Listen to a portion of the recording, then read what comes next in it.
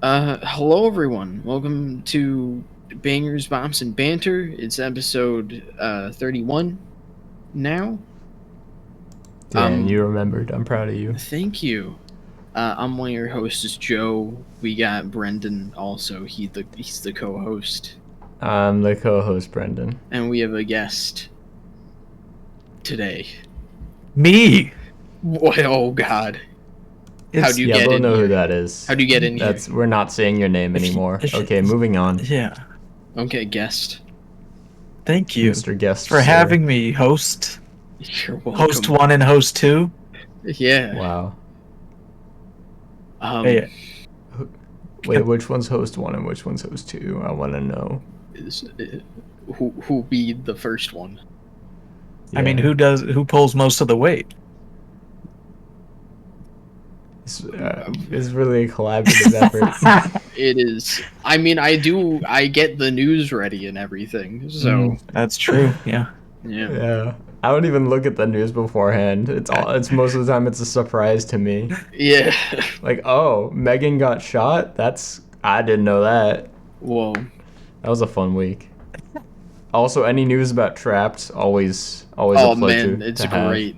There is no news about Tramp this week, unfortunately. I feel like there's not going to be much more news about Trapped, considering they kicked their lead singer out of the band. So There'll be news about him though, and I'm ready. There for will that. be news about him. All right. So we have a cool little episode of this podcast that you're listening to coming up. First we're gonna go over music and movie news. And then we're gonna talk about the album Ampersands by ehara. And finally we're gonna discuss the brand new Pixar movie Soul that just came out. It's not in theaters. It's in Disney Plus. Yep. I know last week we said we're going to be reviewing either Akira or V for Vendetta, and we lied. It was We're actually liars. Soul. It was actually Soul. For a time there was also Freddy Got Fingered, but we lied to ourselves about that one too. And thank God we did. We had very different experiences watching that film. Yes. So yeah. So let's get into the news. First, Cardi B has settled a lawsuit with her former manager. In 2018, her manager sued her for $10 million, claiming he'd been frozen out of her career, and guess what? It's been dismissed for all parties. There were a bunch of countersuits apparently, or counterclaims, and it's just everything's been dismissed, and they're just like, all right, we'll just cut our losses basically. So yeah, cool. Very. Next, Tekashi 6ix9ine is being sued for robbing people at gunpoint. Actually, I don't think just sue people it's for actually that not now? him. It's his associates, but his associates did the robbery, but he's being sued. He admitted to it, so. Interesting. Yeah. Okay, cool. Lawsuits are fun, as we all know. What a fine, upstanding What's your citizen favorite Tekashi lawsuit? 6ix9ine Leave it in the is. comments below. Damn. Next, a Lil Pump is genius. Little Pimp? Yeah, that's it. He was banned from JetBlue because he didn't wear a mask and he said Corona is fake. So No. What the fuck? yeah. Like, that's kind of, I'm gonna be honest, like, Lil Pump seemed like a fine guy. He just seems like an idiot this year, He at least. kind of always seemed like an idiot, but I guess. He doesn't get to have the best legroom in Coach anymore. Yeah, what the fuck? What a Man, I mistake. can't wait for Little Pump to diss JetBlue like he dissed WestJet. Oh, actually, there's already a story that he posted saying "fuck JetBlue." Hell yeah! I can't wait for the diss track. Yeah. Wow. Wow. Next, Vinyl just had its best sales week in history, specifically recorded history. It had its best sales week since they started tracking it in the 90s, I think.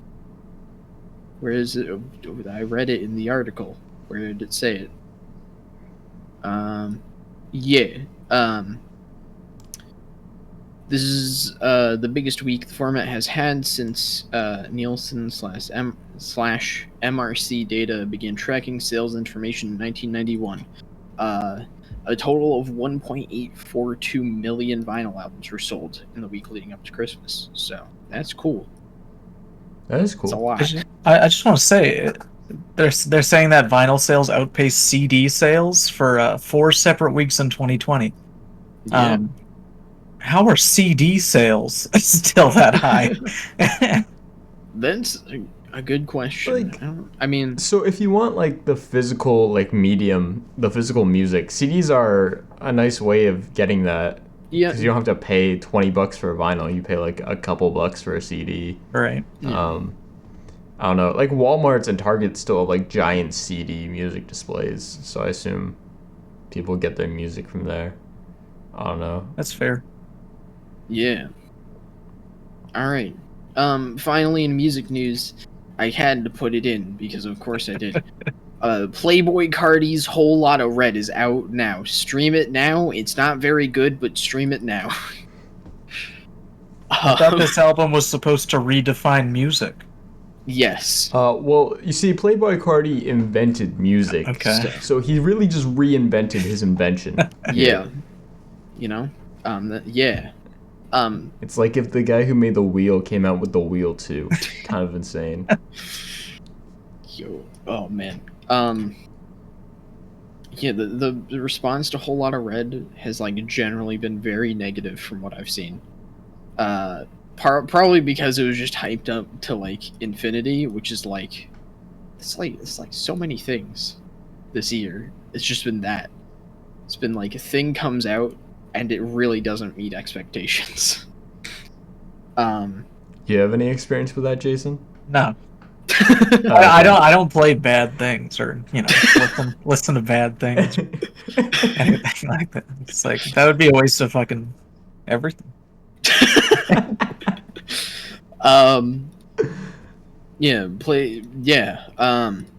I should mention that although I didn't like it, I also really disliked Dilate. So I'm not really in the position to tell you if it's good or not. Yeah. There you go. I haven't listened to it yet. I don't care about it, honestly. I was very impartial to Dilate. It's not that bad, but I didn't think it was great or anything. So I'll listen to Whole Lotta Red one day, maybe. Oh, all right. On to movie news. Are you ready for the spooky? Yes. There's a horror film coming out calls. Oh god, it's like fucking 11 o'clock, and I'm tired. This is. And I didn't realize we were doing we're the all podcast today, so I had to like do things quickly. All right.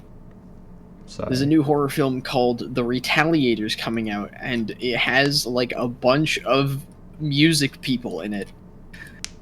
You have music Tommy people. Lee from the fucking Motley Crue. Yeah, I was gonna say I forget what it's called. I was gonna say The Dirt, that fucking music biopic about them. You have Pompa Roach members. You have Five Finger Death Punch members. You also got members of The Who, they're like a Mongolian metal band. They're interesting. You have Escape the Fate members, Ice Nine Kills members, and From the from ashes to new members who are also in this film. Why did they do this? I don't know. I really don't know. It's coming out in 2021.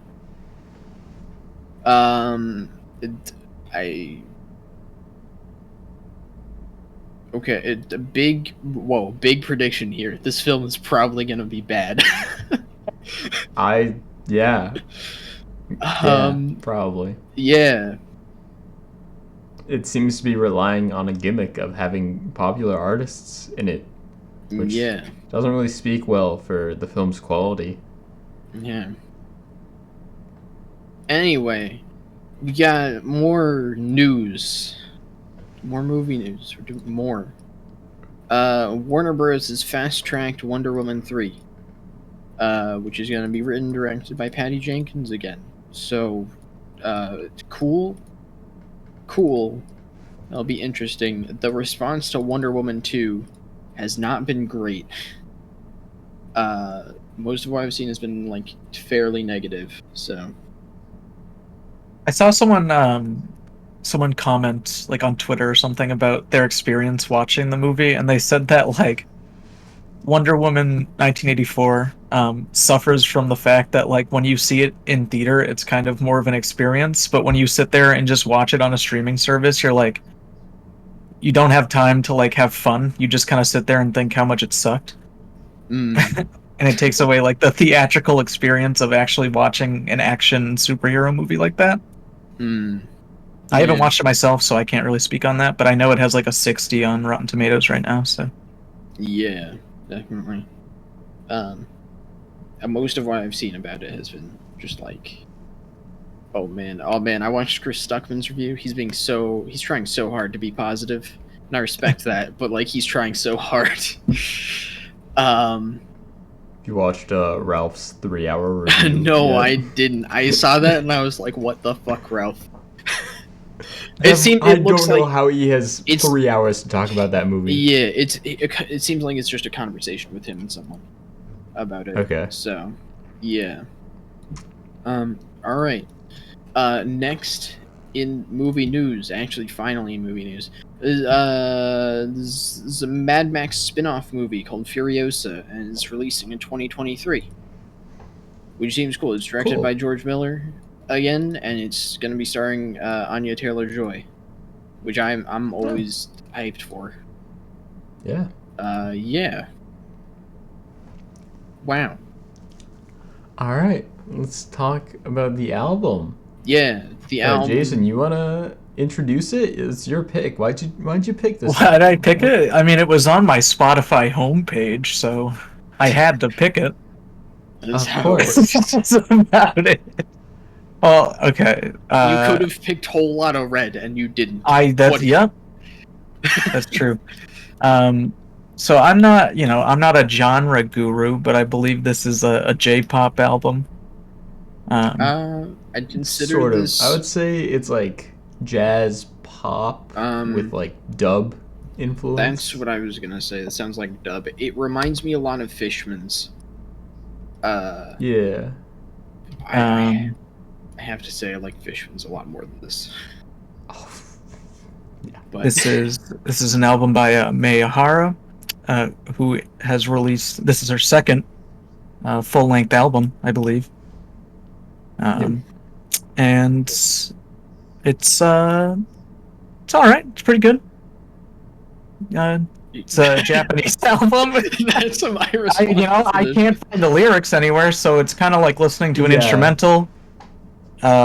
She got a nice voice. She does. It's almost like... So I kind of tried to treat it like I was listening to an album without lyrics, and her voice was just another instrument in the mix. And,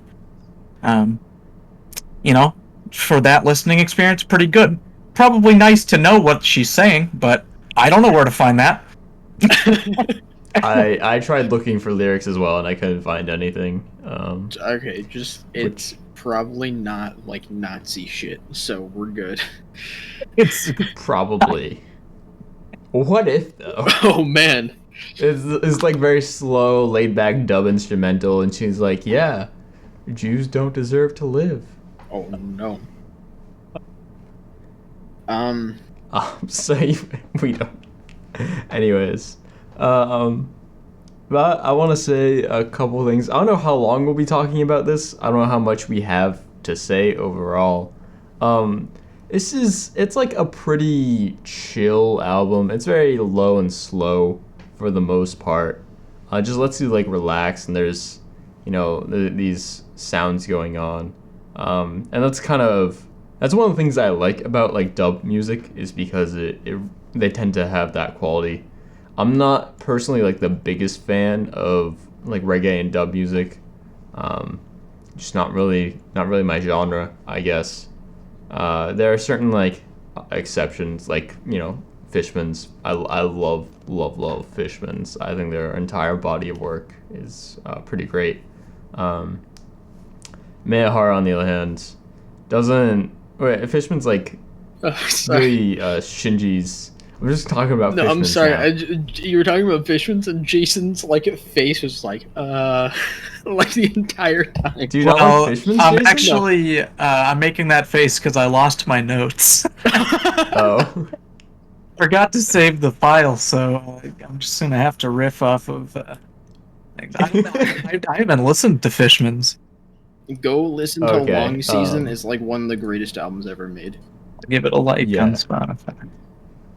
Yeah, it's a just like one song. It's like a 35-minute long song. Oh, It's the okay. entire album. It's pretty great. All right, cool. I like Fishman's because they get more like psychedelic, and also Shinji, I forget his last name, but the lead vocalist of Fishman's, has an incredible like voice that really contrasts with the music, and I really like that about Fishman's.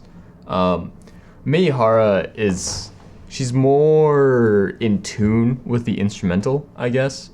Like we said, she's very much kind of part of the song, of the instrumentals here. She's a good vocalist. I think she's a really great vocalist. Yeah.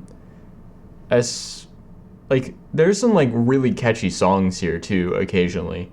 I definitely like this album's very pleasant. It's not a very active listen. And because of that, I find it kind of going towards the back and not really paying attention to it much. I'm not super engaged with it at the end of the day. Like, it's definitely not bad. It's definitely chill, but it's also really not my kind of vibe at the end of the day as well. When I was listening to this album, like I was trying to pay as much attention as I could, and I just found myself like naturally like hovering towards like Firefox and just kind of scrolling through things. I started a chess game up, I would describe this album as like a great driving at night album. It's very relaxing. Background music, you can talk over it. But at the same time, there are some nice like funky tracks that you can kind of like jam out to at the same time. You know what I mean? I think the album like is like a decrescendo. Like it like starts off pretty quick paced, and then it just really starts to slow down near the end. And I can't tell if that's because that's actually what's happening, or if I'm getting like kind of bored of it, I guess, at the end of the album. Yeah, I don't know. This album, I feel, is like, again, it's like a nice background noise, but it really, to me, was very unadventurous, mainly. It kind of just stuck to this kind of like groovy, calm, little, slightly jazzy, like dub music, and that's kind of all it did to me. I like it. Aside from like a couple like choruses here and there that stood out to me, it just very much faded into the background, and I think there could be so much like experimenting you can do with certain sounds that are present, but I feel like she just never does anything with them beyond just them being like a small part of the track. Like there's one point where there's like some horns and woodwind instruments on the track, and they're very nice, but they're kind of just present for like one small part, and she doesn't really do much with them. And that's like the problem with it, is I just want it to do so much more than it does. Yeah, I definitely agree with that. A lot of the tracks end up just kind of blending into each other. You mentioned that it started out pretty fast paced. I think the first two tracks are actually probably my favorite too off of the entire album. Um, I guess I don't know if maybe that's because I was just like the most active listening to those two because I was like first getting into the project, and after that I sort of started tuning it out. But definitely the first two tracks I think are solid. Then you run into this like 6.5 minute track on track three, and that's really where it starts to lose me. I think, because that track is just it's not the runtime. I don't think is justifiable. Like it's not a bad track at all, but it's not. It doesn't keep me interested. It comes out of nowhere in like all the wrong ways, I think. Yeah. Like, it's just way too slow after the first two Yeah. tracks. And then right back track 4 just picks up the speed right away, so it just feels so disjointed. Yeah. Definitely. I found the same problem with the closing track on this album. Like I thought it was a pretty song, but it just didn't meld well with the rest of the album whatsoever. Definitely. I kind of like the closer. I don't know. It's very like reserved. I think it would work. Again, like you said, in a more cohesive album, I think it would work well as a closer. But it does just kind of stand out as being kind of awkward sounding within all these other tracks. I definitely agree. Song 3 is like just so long and slow, and then it I don't know, it just does nothing. And you get into song 4, and like I'm also not a big fan of the fourth song. It just feels kind of awkward the entire time for me. But yeah, I don't know. This album, again, I want this album to do so much more with the sounds it presents. And I think that's a big problem for the fact that we don't know what she's saying the entire time. So there could be some concept that's going way above our heads because we can't understand what she's saying. But still, I knew I should have learned Japanese. Just to listen to Ampersands by ehara. It might be worth it. I mean, maybe.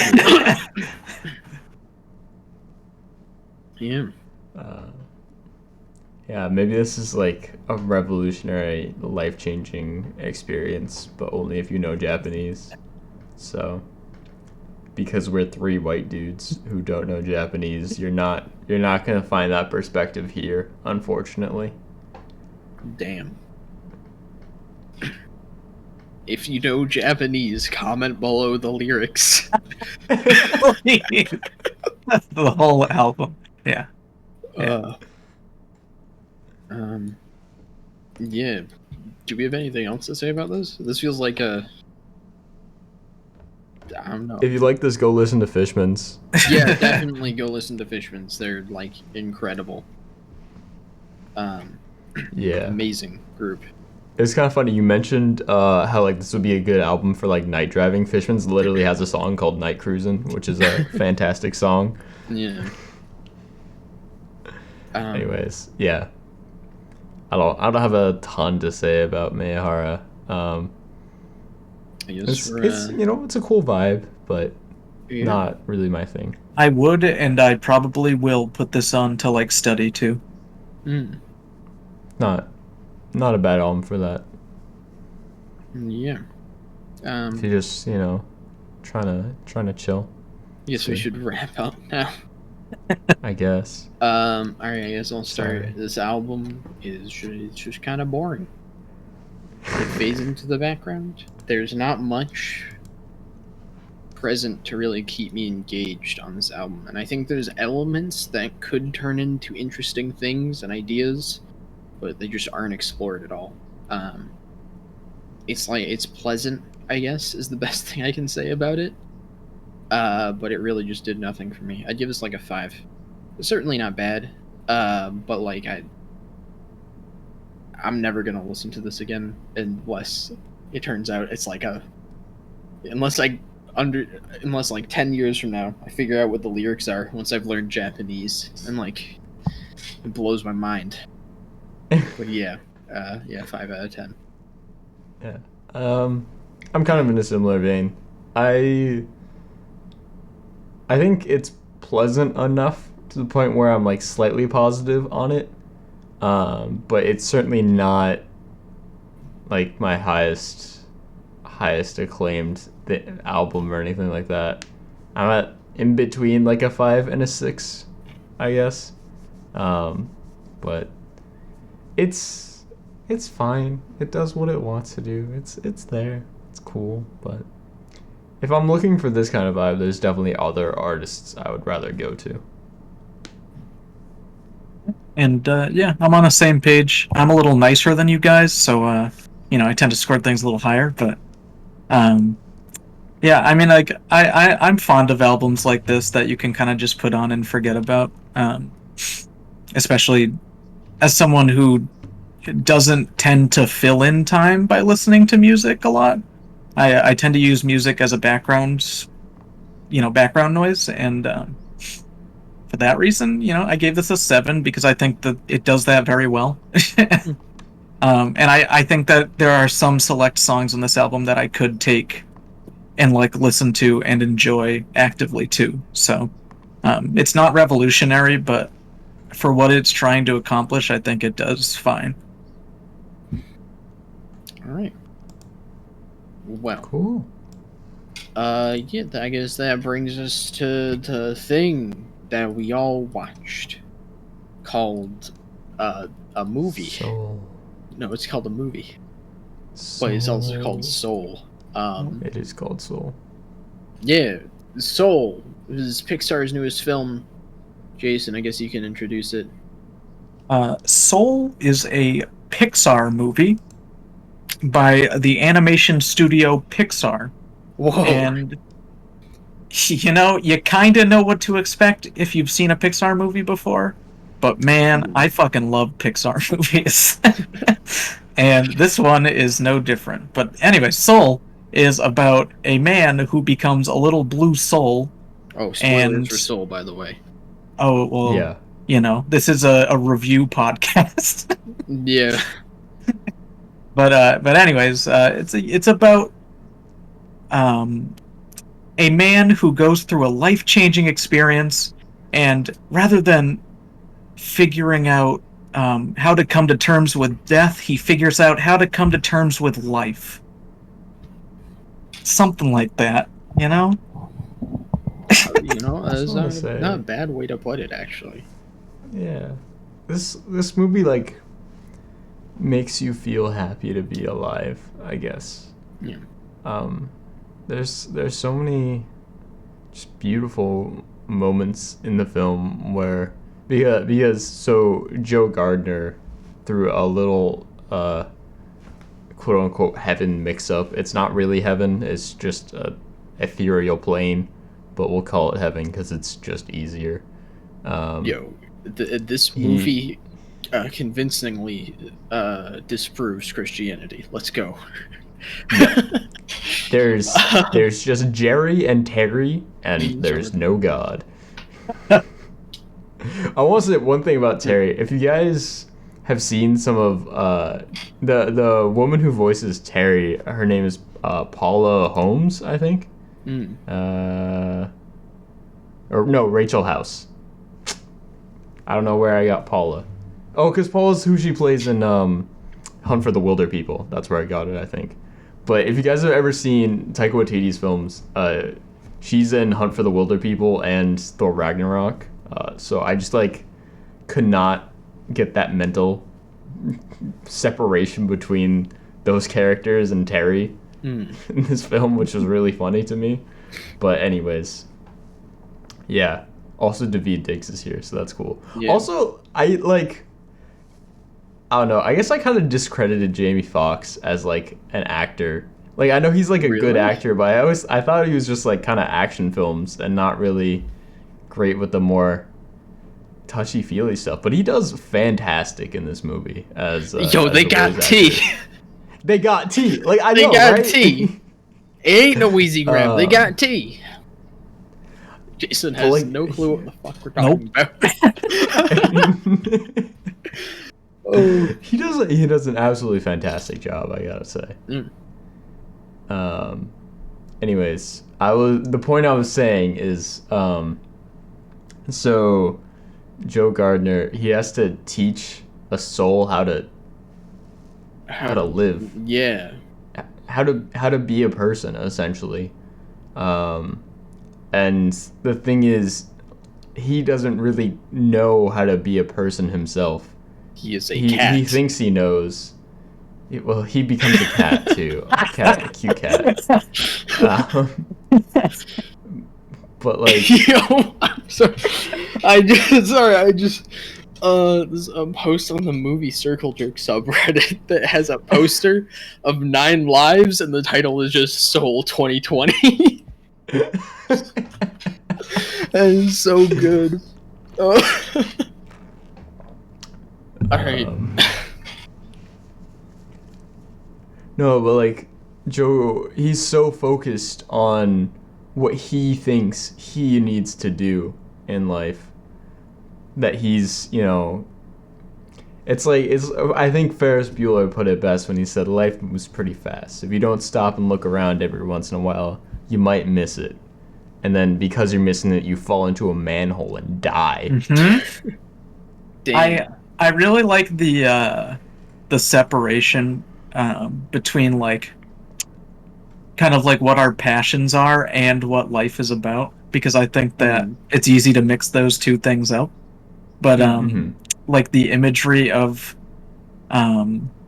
22 in Joe's body holding the like the little leaf and just like being so excited about that, and how like that brought 22 more joy than Joe got from playing, doing what his aspirations were. It's a very interesting dichotomy. Yeah. This was one of the most visually stunning animated films I've ever seen. Not in terms of visual style necessarily, but just in terms of like quality of animation and textures and lighting. I think maybe, with the exception of like the souls, I guess I think the souls are very like reminiscent of like some other Pixar stuff. But you have like Inside Out. Definitely. Yes, I should say this film feels like has very similar themes to Inside Out and like Coco and those films. Which is like my biggest problem with it, is it's just like Pixar's doing Pixar again. But they do a really good job of it. They do a really good job in this film. Out of like the films where like someone visits another world, sort of, like this is probably my favorite of those, unless you count Monsters Inc. Monsters Inc. kind of different though. Yeah.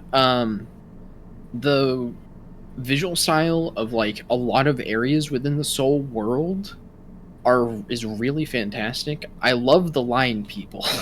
The fucking Jerry's, dude, they look so cool. They're amazing. Yeah. And Terry, but fuck Terry. Jerry and Terry. Terry's cool, man. Terry's cool. I guess Terry's an accountant.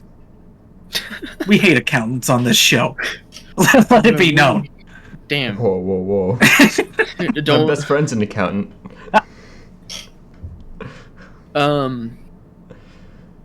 Yeah.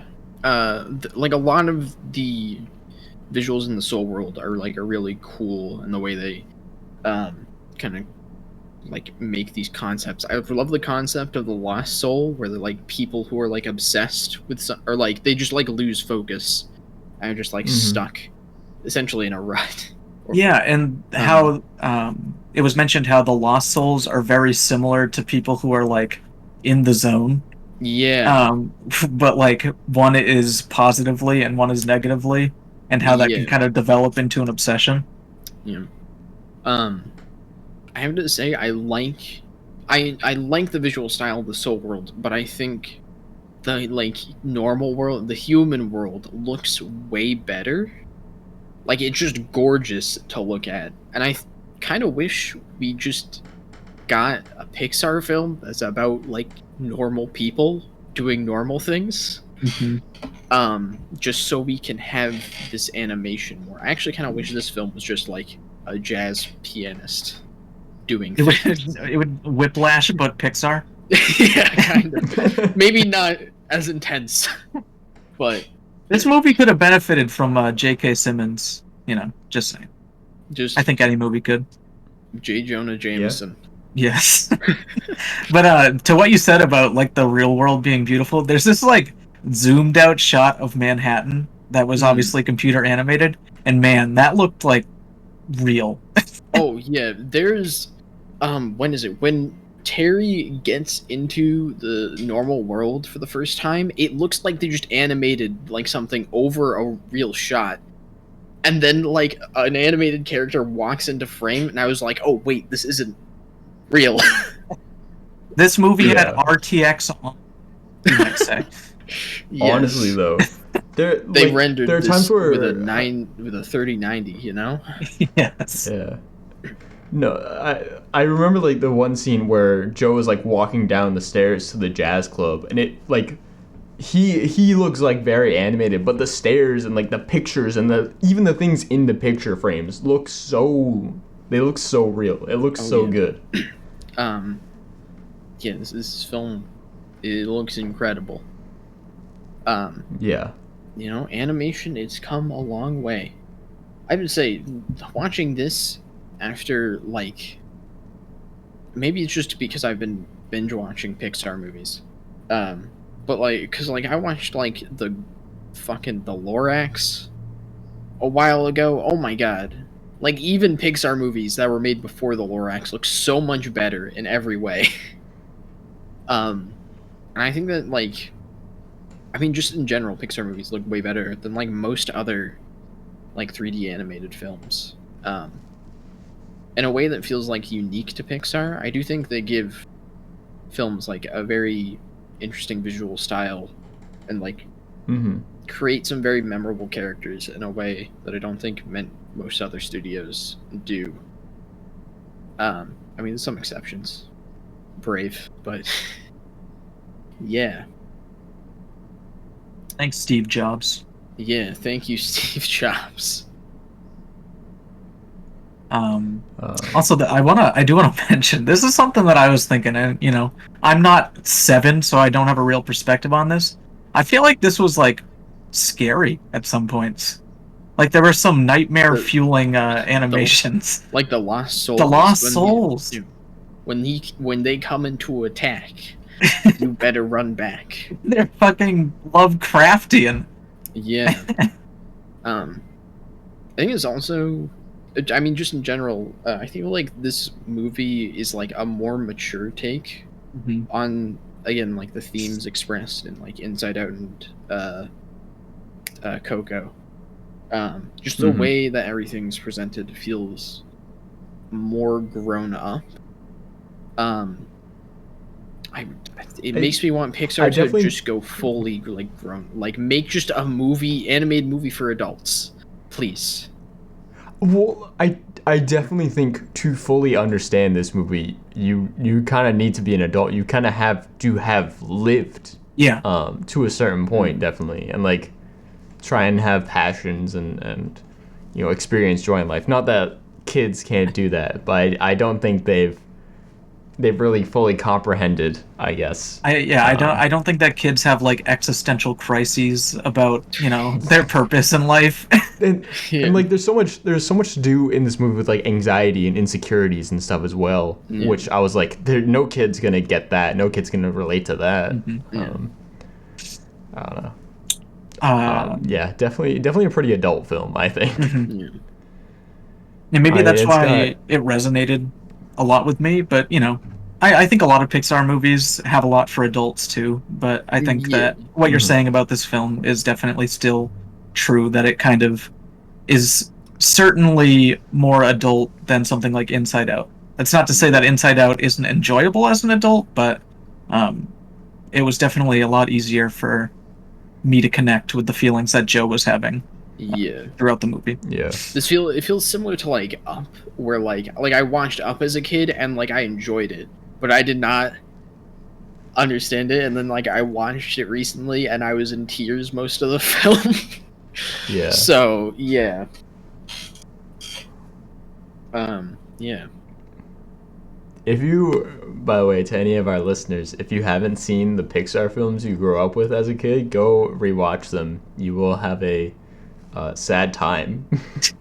But it's a good time. It depends on the film. It depends on the There's film. some good times. The Incredibles. It's I a good didn't. time. The Incredibles as a kid didn't understand that Mr. Incredible was having a really bad time. I understand that now. But yeah. Yeah. I don't know. Do we want to just like pick and choose things to talk about this movie? Because I feel like we're all really positive on this movie. We are. Yeah, this movie's really good. I know. So we already talked about the art. The animation. I mean, nothing stood out to me as bad. I guess I didn't. I wish I paid better attention to the character movements, but I think that Pixar has already mastered it. I noticed that like character movements, specifically like the film opens up with Joe, and like his movements looked so realistic to me, like way more realistic than like any other Pixar film I've seen. And I mean, I haven't seen. I was in the middle of rewatching them. I wanted to have all of them done for this, but out of all of them I've seen, like he feels like he moves really, like realistically. I was really impressed with that. I'd say the only time that really doesn't happen is when 22 is first inserted into Joe's body, and they have the sort of slapstick visual gag going on there. Yeah. I mean, also the cat isn't like super realistic, but it's a human in a cat body, so that's fine. But yeah, like most of the time, like the actual movements of characters and stuff like that, it looks great. Super realistic, super good. Especially like when they're playing instruments. Yeah. It's really impressive. Because like there's a lot of movement and stuff happening there, and it all looks really great. Yeah. There was a thing that I wanted to mention, and now I forgot it. Also, I'm sorry. I just keep thinking about things that, like, this movie is not for kids. Like, so that scene where Connie comes to his door, and she's like, I quit, I give up, I don't want to do this. And 22 is like, yeah, this does suck. And then there's the George Orwell quote, which was really funny. A kid's not going to get that. A kid does not know who George Orwell is. It's weird because it also feels... It's weird. This movie was made by Disney. It feels weird that that quote is in there. Yes. But it's also, like, it's really fitting, too. Also, yeah. But the whole scene with Connie, too. Like, unless you've really, like, tried something and then just be like, no, I give up, and you give up and then you try again, you give up and try again, like that's definitely an experience I've had with things, where there are times where I just get so frustrated with something I just have to walk away from it, only to come back later. And something subtle in that scene is that the whole time she never really wanted to quit. Like, she just wanted reassurance that what she was doing was like okay, I guess. Yeah. Because you could tell that she was like, I'm quitting, and then 22, reinforces that, and she's like, but could I, like, show you this thing that I was practicing? And it's like, because the reason Connie felt that way is because she was made fun of for feeling passionate about what she liked to do. And I think that that's a very human thing to do, is that we feel pressured to give up on things that we like because they're not considered normal or considered to be cool by our peers, especially in like primary and secondary school. Yeah, well, I mean, so Joe is also experiencing that from his mother, and the parallel between himself and Connie there is, I thought, very present. Like, and I liked how this is kind of something I wanted to piggyback onto, is that the character development of 22 and Joe throughout the movie is so like subtle and well done, I think. Because you could tell in that moment that's when things started to kind of kick off and cascade. Or that's one of the things that kind of added up to 22 actually seeing the value of life. It's something that 22 had to experience to actually kind of understand. Yeah. Yeah, I love that. Something I also want to mention. This is like the present in this movie, and I don't think it's in any other Pixar movie. They do a ton of cutaway gags, like a lot of them. Where like a character will say something and I'll just like cut to like another character doing, like, I guess, as an example, when they meet the pirate ship guy for the first time, they ask where he is, and then it just cuts away to him like spinning the sign on a street. Spinning the sign, yeah. No, you're right. I didn't realize that while watching it, but yeah, you are right. That does happen a lot. There's another scene that's just like it near the end where he's going down with the ship and he just drops the sign and salutes in real life. Yeah. I fucking love that group of characters, and I love that they were just fucking jamming to Bob Dylan while just surfing the sands in their boat. Yeah. I mean, definitely. I think it's interesting that happens a lot. I do feel like that works very well as far as like a gag in terms of like gags. I feel like they do a good job of consistently like catching you off guard. And maybe that's just because in every other Pixar movie, like, there's nothing like that. And I think it also helps with kind of, this movie has a very like free flow to it that I think matches like the soundtrack very well. Where it just kind of goes in different directions and has a very quick paced energy, and that feel of the film helps keep you engaged throughout, for sure.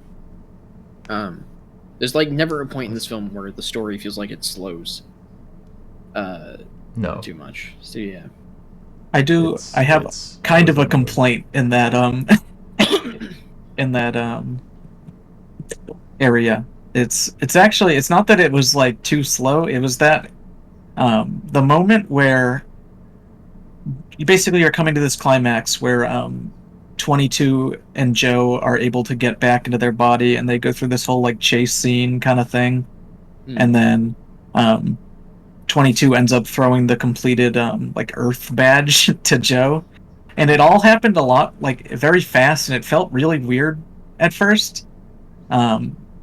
I don't know if you guys had the same experience with that at all. I personally didn't. Like, I don't know. I guess I kind of saw that coming when in the beginning, the agreement was that if they complete the Earth badge, it goes to Joe. I guess. Yeah. So I guess just because, so at that point they had been like caught by Terry, right? And it seemed like there were no repercussions to that. Like, Joe got the badge and he just went back and nothing changed for some reason, and Terry did nothing about it, and it was really, I just felt strange. And then I kind of looked back on it once I was past that point, and I guess I kind of realized that maybe I was like looking for it to be like very climactic and excitatory, but then when you look at what happens after that, where he like gets to his event in time and all that, like it actually didn't really matter. Like, that wasn't the value of that situation.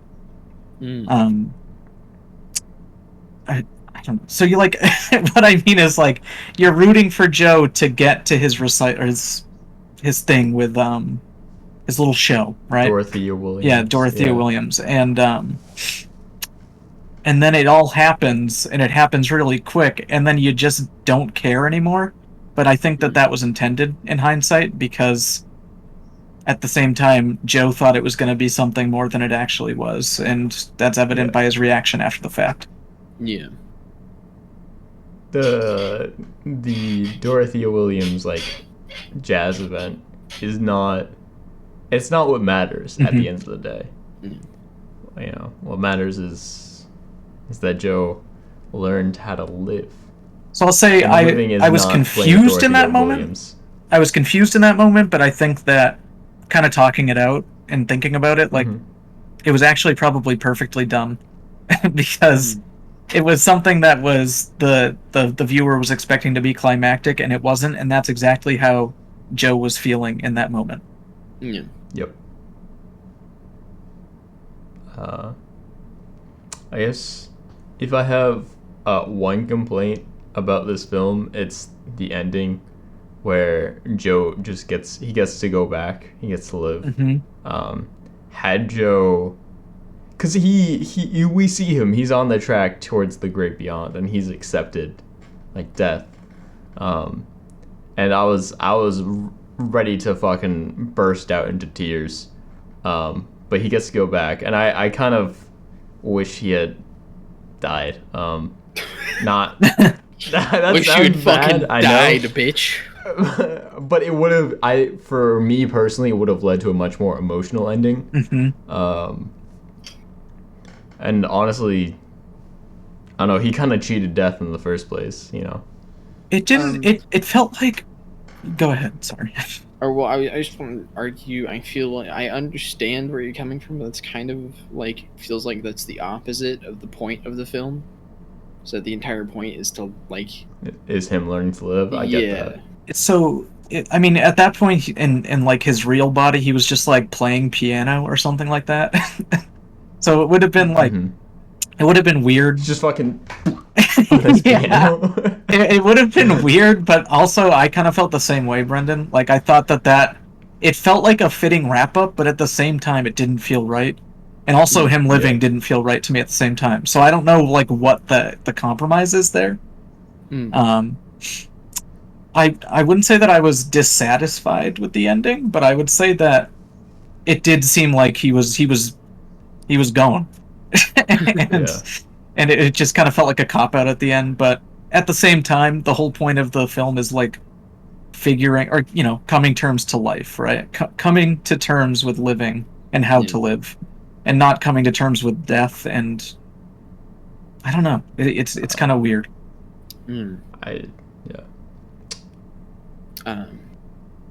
I also want to mention, I mentioned it briefly, but the soundtrack for this film is amazing. It's composed by Trent Reznor and Atticus Ross. They always do like incredible work, and they do really fantastic with this soundtrack. This is not like the kind of sound I kind of expected from a Trent Reznor and Atticus Ross soundtrack, but it's great. There's stuff that I definitely. I mean, like you have like when he's in the soul world, you have that like ambient track that's going. That's really cool. Yeah. It's probably, I don't know if it's not my favorite Pixar soundtrack. It's maybe my second favorite soundtrack of a Pixar film. I'm a Monsters Inc. guy. That Monsters Inc. theme. So, it was a good theme. But yeah, I think it just like works incredibly well. The jazz is amazing. Yeah, great stuff. I also want to mention there's a moment in the film that like I sort of wish they like hung on more, where like Joe's seeing his like life before him and he's like, my life is meaningless. And I feel like I probably would have cried at that moment if like they had hung on that more, and just him being like, holy shit, my life is a lie. Or like there's no point to it. Right. They kind of gloss over it, and I don't know if that was to keep, on the one hand, it's to keep the pace up of the film, because the film is very fast paced. But I do feel like there could have been like a bit more there. I think you're right, because they do revisit like those moments near the end of the film, when he's kind of like revisiting his life in a more positive manner. Yeah. Like I remember, I think it's during like his like piano jam with all of 22's like collection, where what sticks to me for some reason is like there's this one image of him looking back on his life where he's like just sitting alone eating in a diner, and then at the end of the film he looks back on it in like a very positive light, and how that little moment kind of meant a lot to him. And I think that would have been more impactful if at the beginning of the film they really honed in on how negatively he felt about those moments, I guess. Yeah, definitely. And highlights how he changed his viewpoint on what it means to live. Yeah. I guess my only other complaint, and it's like the main one for me, is just that it touches on a lot of similar themes to other Pixar movies.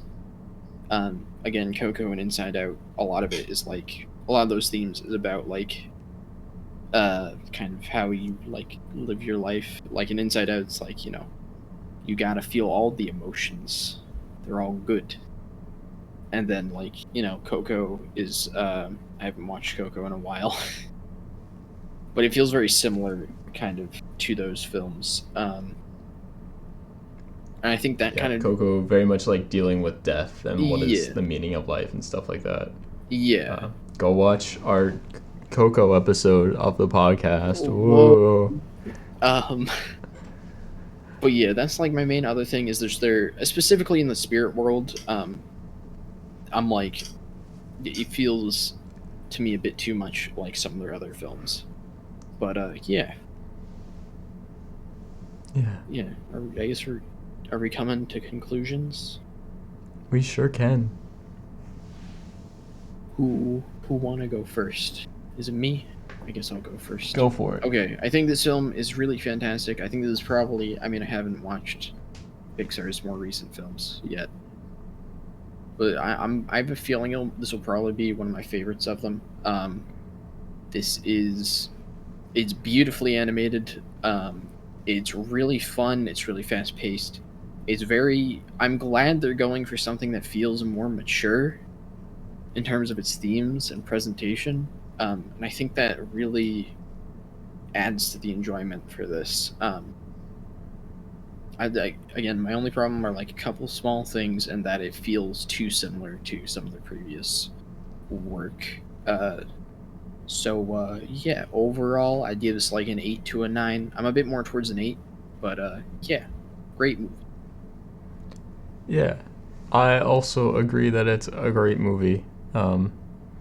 It has a lot of great messages, like just enjoy life. Your life doesn't need to have meaning for you to enjoy it. You don't need to, there's no like one specific calling, and if you don't answer that calling, you're not gonna enjoy life. It's not like that.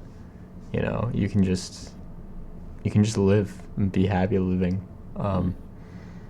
And the film, like I said, I think I started off with saying the film makes you enjoy life and makes you like happy to be alive, and I really appreciate that. I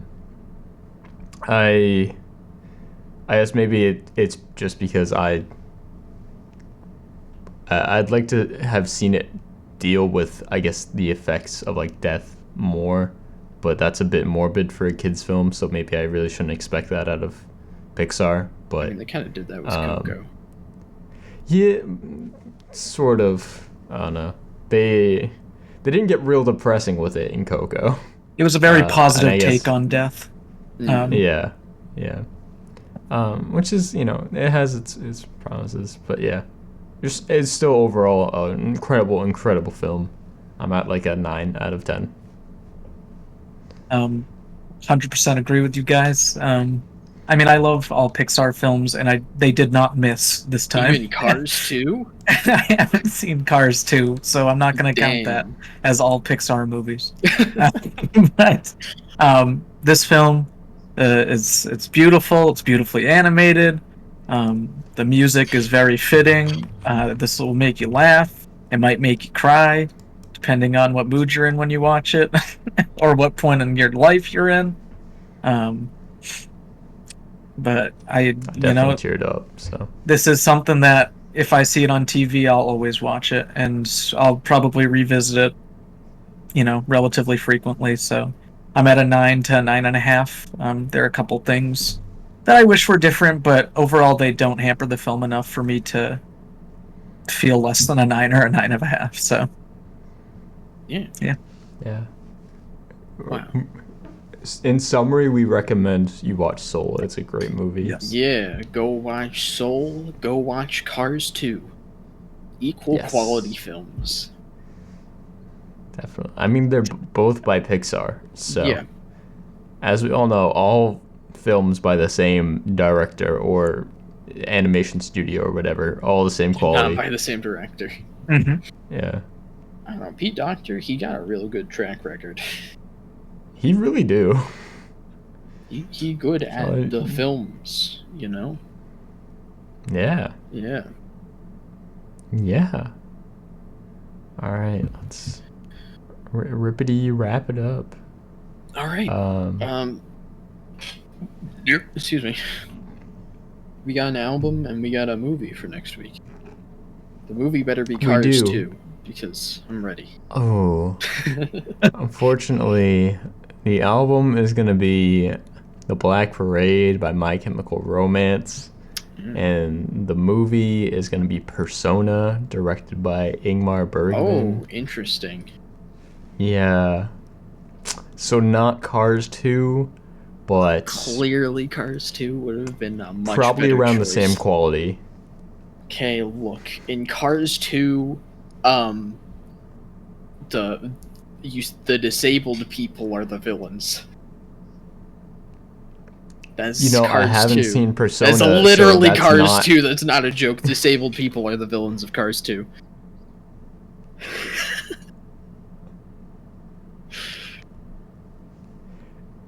Anyways, have a good night.